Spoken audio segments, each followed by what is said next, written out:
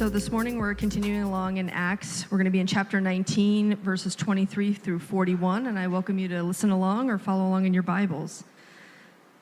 About that time there arose no little disturbance concerning the way, for a man named Demetrius, a silversmith, who made silver shrines of Artemis, brought no little business to the craftsmen.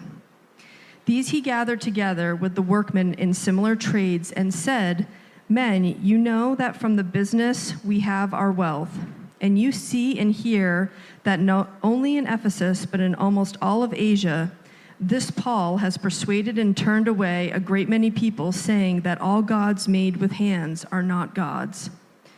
And there is danger not only in this trade of ours may come into disrepute, but also that the temple of the great goddess Artemis may be counted as nothing, and that she may even be deposed from her magnificence, she whom all Asia and the world worship." When they heard this, they were enraged and were crying out, "Great is Artemis of the Ephesians." So the city was filled with confusion, and they rushed together into the theater, dragging with them Gaius and Aristarchus, Macedonians who were Paul's companions in travel. But when Paul wished to go among the crowd, the disciples would not let him. And even some of the Osiarchs, who were friends of his, sent to him and were urging him not to venture into the theater.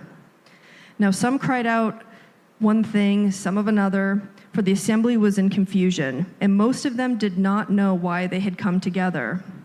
Some of the crowd prompted Alexander, whom the Jews had put forward. And Alexander, motioning with his hands, wanted to make a defense to the crowd. But when they recognized that he was a Jew, for about 2 hours they all cried out with one voice, "Great is Artemis of the Ephesians." And when the town clerk had quieted the crowd, he said, "Men of Ephesus, who is there who does not know that the city of Ephesians is temple keeper of the great Artemis, and of the sacred stone that fell from the sky? Seeing them that these things cannot be denied, you ought to be quiet and do nothing rash. For you have brought these men here who are neither sacrilegious nor blasphemers of our goddess. If therefore Demetrius and the craftsmen with him have complained against anyone, the courts are open, and there are proconsuls. Let them bring charges against one another. But if you seek anything further, it shall be settled in the regular assembly.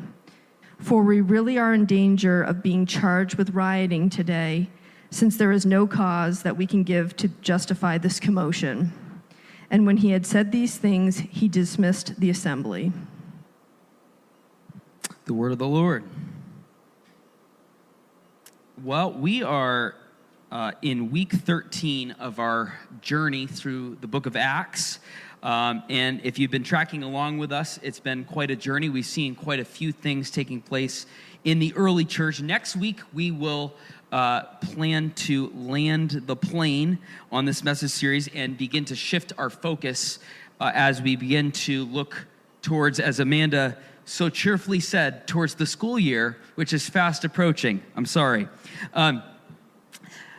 I hope these past few months together have been helpful for you. I hope they've been helpful for you. Mostly, though, I hope they've helped to deepen your relationship with Jesus. As we've had the chance to look at the gospel, we've had the chance to look at the early church, we've had the chance to look at persecution, we've had the chance to see lives that have been radically changed. We've seen people go to their death because of their faith. We've seen the task of making disciples in all of the world. And today we're picking up in Acts chapter 19 and looking at Paul in the great city of Ephesus. And we see that there is trouble. All is not well in Ephesus. In fact, we're going to see that a riot breaks out, and it all has to do with Paul's message, the gospel, which was clashing with and shaking up the pagan culture of Ephesus and shaking it to its core. And so today, what we're going to see is that three things. Idols are powerful, idols are empty, and idols are destroyed. First, idols are powerful. If you'll recall, as Amanda was reading, the story here begins with a silversmith. His name is Demetrius. And Demetrius made these little miniature shrines to the goddess Artemis, the supreme goddess worshipped in all of Ephesus and all throughout the land. They claimed that Artemis was the daughter of Zeus and Leto. And her marble temple was literally the largest building in the Greek world. And it drew many people all across the Mediterranean to its land. And it caused the city to prosper. There was an actual economy that was built around the goddess Artemis. Demetrius was very upset with Paul. This is not a guy who came to casually listen to Paul preaching. This was somebody that came to Paul after a while because he was ticked off that Paul and his message of the gospel was beginning to affect the culture. The message of the gospel, which was opposed to the very thing that Demetrius was in the business of, making idols, the very gospel that Paul preached was completely in opposition to this, and it started to become noticeable, and it started to become a thing in their community. Here's how Demetrius frames Paul's message in verse 26. He says, "And you see and hear that not only in Ephesus, but in almost all of Asia, this Paul has persuaded and turned away a great many people, saying that the gods made with hands are not gods." You know, it's interesting. Paul would have had to have been in Ephesus preaching this gospel message for a bit of time for them to understand and to know what he's talking about. Here comes Demetrius, and he's basically saying, Paul is come along and he has disrupted our normal societal, rhythms. He's changing things. He's bringing in a message that is contrary, and now it's affecting me. Now it's affecting my livelihood. And Demetrius was exactly right. He had to have heard Paul talking for some time in some way, shape, or form. He had to have been badgered by Paul's disciples at some point as they came to follow Jesus, because he essentially says the exact right thing about what Paul is preaching in Ephesus. And Demetrius was exactly right. Essentially, Paul was saying to them, look, if you make your own gods, then by nature, they're not gods at all. If you make your own gods, they're not actually gods. If you were here last week, you might remember that we looked at Acts 17. I brought back a little video from Greece where Paul preached at Mars Hill, the Areopagus. And it's interesting, Paul's message at Mars Hill to the Stoic philosophers and the Greek poets of their day, on this little hill carved out in the rock next to the Acropolis overlooking Athens, it's essentially the same message. He says the same thing to the philosophers. And when he addressed them on the hill, and because they wanted to hear about a new deity, they brought him up there because they were interested in what he had to say.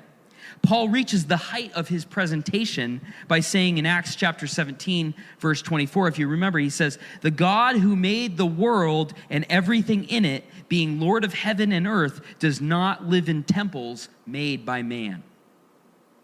The unknown God that they had erected an altar to 600 years before Paul comes on the scene. And here's Paul telling them, you've erected this altar to an unknown God, and yet even the God of the universe cannot be contained and live in structures made by man. Do you see this pattern? Paul never preached the gospel without confronting idolatry, and I would like to posit today that neither should we. Neither should we. In Acts chapter 19, Demetrius finds himself in a position where his livelihood and his influence is being threatened by the spread of Christianity. See, it has an effect on the world even to this day. And as people of Ephesus are coming to believe in the way of Jesus, and they were coming to follow the way of Jesus, they were giving up their worship of idols. They were saying, you know what? I am giving up on my polytheistic identity as a Greco-Roman person, which is a big deal. As we looked last week, we saw the long list of all the different gods and goddesses that they worshipped. When Danielle and I were in Greece, it was on every street corner and every nook and cranny. There was some temple, there was some shrine, there was some name that these people just were used to. Well, that's your God. This is my God. I like this God. That one works for me too. But when they came to know Jesus, one of the big things is that they forsook their polytheistic ideals and they began to say, there is only one God and he's worth following. The message of Jesus wasn't just changing hearts in that day, but it was literally changing the economy. See, idols are powerful. Idols are powerful. Now, perhaps you're here today and you're listening, or you're here in person, or you're listening online, and you're thinking to yourself, okay, that's great. Sounds good, but what does this have to do with me? You know, what does the first century have to do with the 21st century, Justin?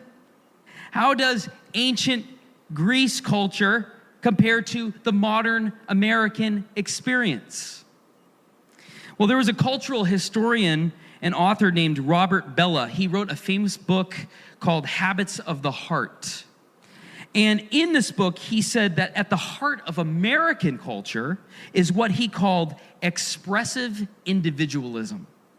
Expressive individualism. See, here in America, we love our independence, do we not? Didn't we just celebrate our independence? Somebody was mentioning that is a big year for us next year, right? In America. We hit a big milestone in our independence next year. And when expressive individualism, this idea that Robert Bellah named, when that gets applied to religion, Americans feel like they have no one to tell them who God is or what they should believe. We love our individualism. Americans feel that that people have a right to shape their own spirituality, their own faith and practice, and it's all valid and it's all equal. This is at the heart of what we believe. In other words, at the heart of American culture is the very thing that Paul confronted in his day, and he says it's wrong and it's opposed to the gospel. At the very heart of American culture is idolatry.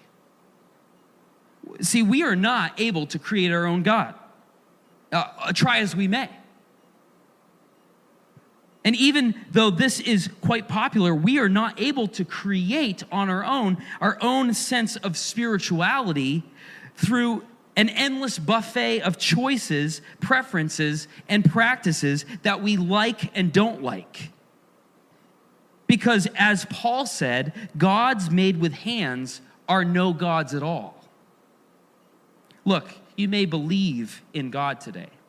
You may believe today in Christian teaching. You may go to church on a regular basis. You may give and serve and contribute to the mission. But if there is anything today in your life that is functionally more important to your happiness, to your identity, to your hope, and to your meaning, then that is your real God. Then that is your real God. A question that you might ask here is, because it was kind of easy for us to see in the culture of Paul's day, but what would be an idol today for us? You know, we might not have, a 2,500-year-old statue down the corner of Athens to remind us of our idols, but man, idols are alive and well in American culture today. I'll give you a hint. They're not silver statues. In fact, the most powerful idols are actually really good things that we have taken and we have made ultimate things. Any good thing that becomes an ultimate thing is an idol. And this is where it really hits home, when that idol is a really good thing. You know, did you know that you can make family an idol? Did you know that you can make your kids an idol? Did you know that many of us grew up longing for and hoping for, and everything that we had in our life was hanging upon our parents' approval of us? How about your children doing well in life? Not that that's a bad thing, right? But what if it becomes an ultimate thing? What if it becomes a thing that you're overly consumed with? It's taken over your life. You're running ragged because you just want to see your children successful in life. Any good thing can become an ultimate thing if you're not careful. Some obvious ones, some obvious other idols in life could be something like our money. We can place our identity and our value and our worth based on our money. We can organize and orchestrate our entire life with the pursuit of just getting money. And again, money's not a bad thing. But if it becomes an ultimate thing, if it's directing and guiding your entire life, if it's all you think about, if it's everything that brings you value and worth, it's an idol. It's an idol.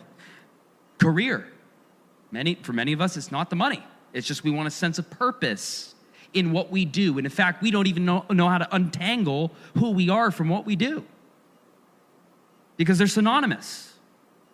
What I do is who I am, not according to Jesus. Achievement, physical appearance, moral records, romantic status, political or social causes. Any good thing, if made an ultimate thing, is an idol.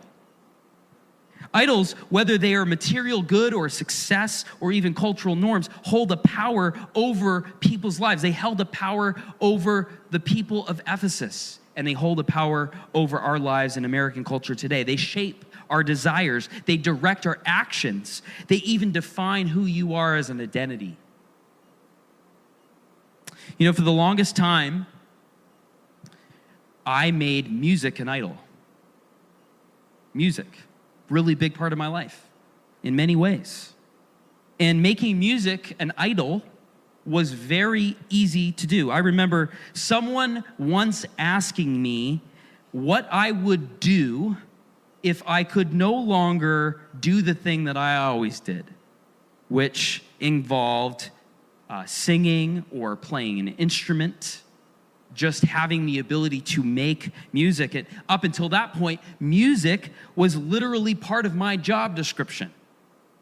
And I had this person ask, what would I do with myself in my life if I couldn't do that anymore? Not only was it a creative outlet and a hobby, but it had become part of who I actually was. It was an identification thing. And in many ways, I relied upon it and placed a lot of my own identity and self-worth in music. I remember it was super cool to be the one that knew about the band that nobody else knew about in college, because it sort of gave you this feeling like you were something other, like you had more going on. You understood more about this thing, and maybe you just had a market share. And it brought you some sense of self-worth and self-identity. Even better when you could find a little group of people who were also in the know, and nobody else was. Identification. What would you do if you lost that good thing that has become the ultimate thing in your life? What would you do? I want you to ask yourself that this morning, about whatever it is that you can identify right now that is an idol in your life. What would you do if you lost even a good thing that you've made an ultimate thing? We know what the people of Ephesus did. Check out their violent response. Verse 28, when they heard this, they were enraged, crying out, Great is Artemis of the Ephesians. They did that for 2 hours, by the way. 2 hours. No soccer match in the world could match the intensity of what they do here. 2 straight hours of saying, great is Artemis of the Ephesians. You could just feel the roar of the city. So the city was filled with the confusion, and they rushed together into the theater, dragging with them Gaius, Aristarchus, Macedonians, who were Paul's companions in travel. So idols are powerful, but also idols are empty. They're empty. The reality is that idols will never give you what you want because they promise what they can't deliver. In his book, The Denial of Death, cultural anthropologist Ernest Becker explores the human need for meaning in a world that has increasingly moved away from belief in God. Becker observes, now that we don't believe in God, we have to do something. In other words, once society moves away from spiritual foundations, people still crave significance and purpose. Without God, the question becomes, how do we make our lives meaningful? I was just listening to a podcast yesterday about this idea. They had a secular humanist on. They were interviewing him about some of these ideals, and he admitted rightfully, at one point, our society believed in God. We believed in the attributes of God and the ways of God and the things of God. And now that we don't, now that God is dead, we have to figure out how we're going to live in a meaningful way, because up until now, that provided meaning and purpose and identity.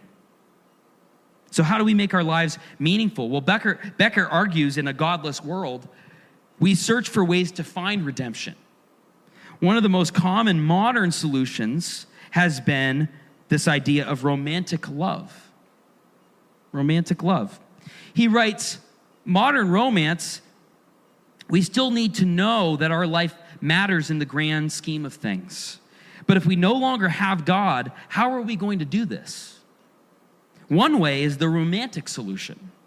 Essentially, romantic love has been elevated to the place where people hope it will fill the void left by the absence of spiritual belief and purpose.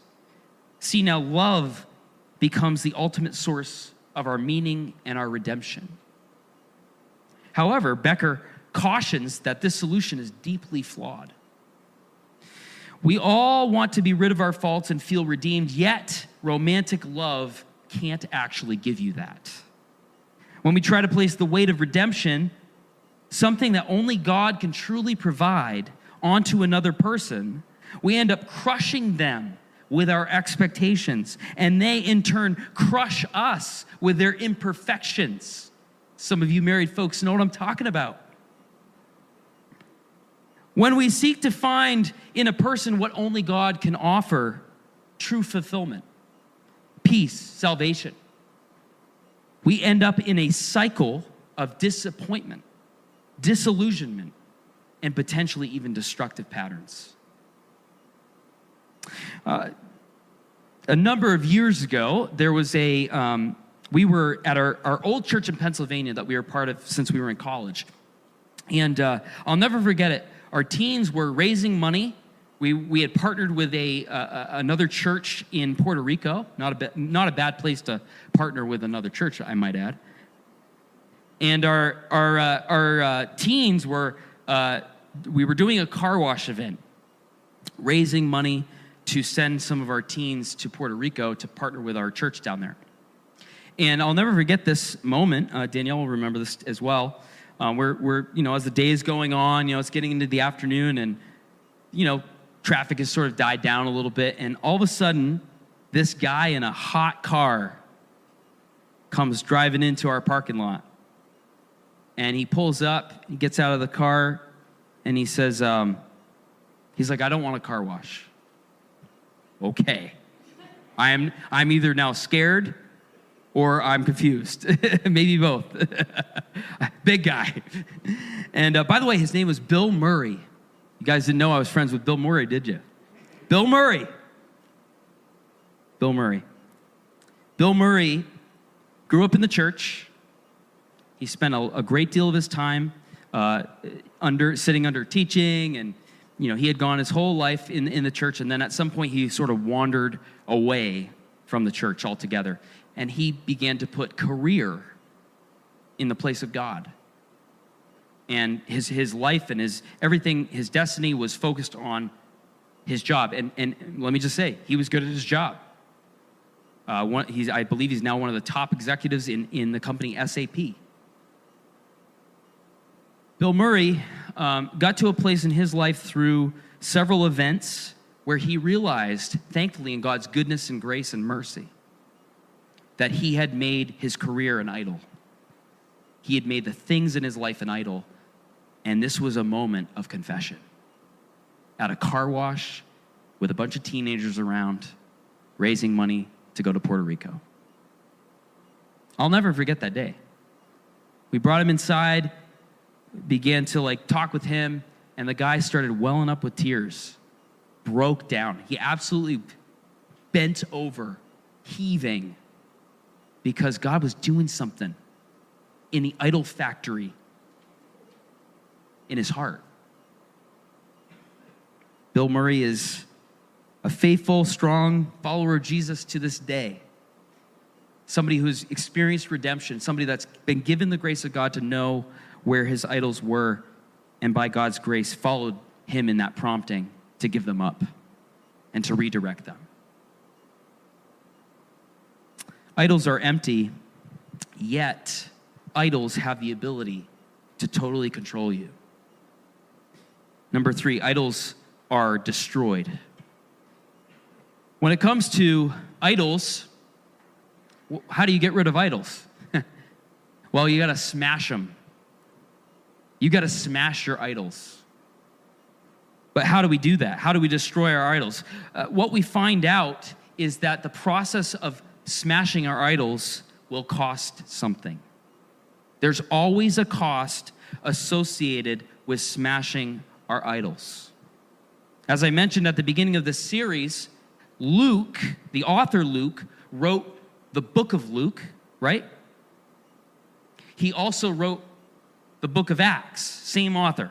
Luke wrote the Gospel of Luke, he wrote the book of Acts. Luke also, there's a situation where he writes, we have a situation in Acts where Paul is almost put to death over a raging crowd that is controlled by their idols. But at the end of the Gospel of Luke, what do we see? That there was another person, Jesus Christ, who was killed by a crowd that yelled, "Crucify him." And the same evil forces and principalities that are behind the voice of the Ephesian mob with Paul and his friends in Ephesus are the same evil forces and principalities that are behind a Jewish mob in the book of Luke that are crying out for Jesus to be crucified. Yet, through Jesus' death on a cross, these evil forces and these principalities, we know, are defeated. Colossians chapter 2, verse 15 says this: He disarmed the rulers and authorities and put them to open shame by triumphing over them in him.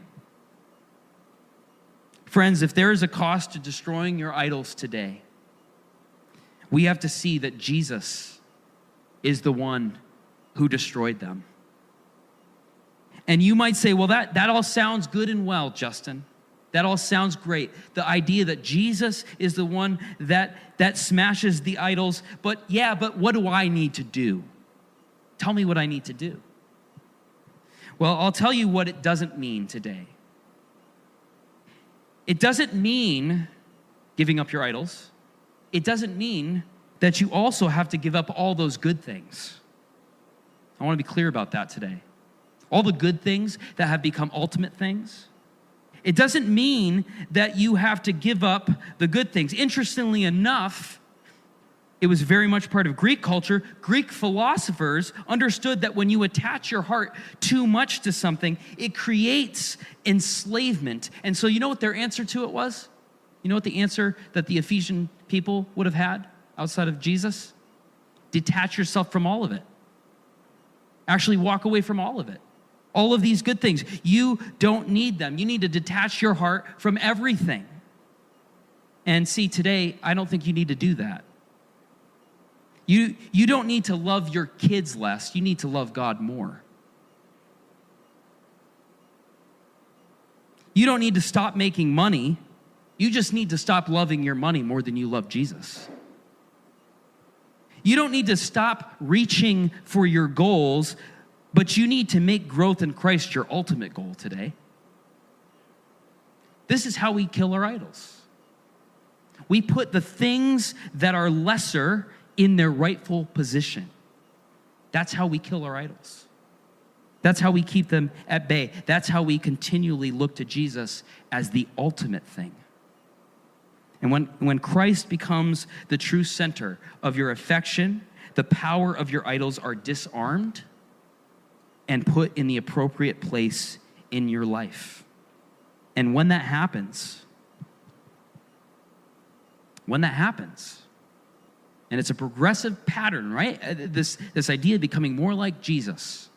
When that happens, I believe God will meet you and will empower you to actually say no to the things that you've made ultimate things and to begin to see him as he wants to be seen.